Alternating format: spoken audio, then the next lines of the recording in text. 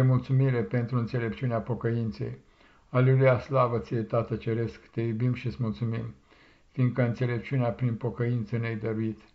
De aceea, pe aproapele nostru l-am miluit, cu răbdare îndelungă să aducem roada ta ai rânduit.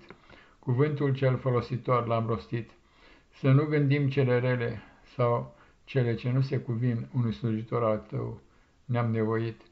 Pentru ispășirea păcatelor sau ocolirea lor, iscusința am dobândit. Încercările, ispitele, tulburările, prin grija ta le-am biruit. Duhul tău sfânt pe demoni i-a ars și n-au mai venit.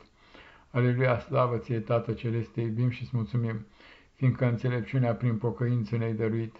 De aceea pe alții, de încercările, necazurile și problemele noastre, nu i-am învinovățit, ca să nu ne răzvrătim împotriva celor ce ne-au lovit, ci să-ți mulțumim ție pentru grija cercetării și certării noastre neînvrednicit, cu descoperirea economiei tale de cele ce vor veni neîndreptățite, rănile noastre sufletești le-ai îngrijit, iar cu poruncile tale, calea, adevărul și viața ne-ai arătat, și să le dobândim ne-ai povățuit. Aleluia, slavă ție, Tată Ceresc, te iubim și îți mulțumim, fiindcă înțelepciunea prin pocăință ne-ai dăruit, de aceea de păcatul nemulțumirii ne-ai izbăvit, de la poftele născute din plăcere ne-am oprit cele folositoare, să le dobândim ne-am nevoit, darurile tale le-am prețuit, să rostim rugăciunea minții în inimă ne-am silit și să punem început bun vieții noastre prin pocăință ne-am străduit.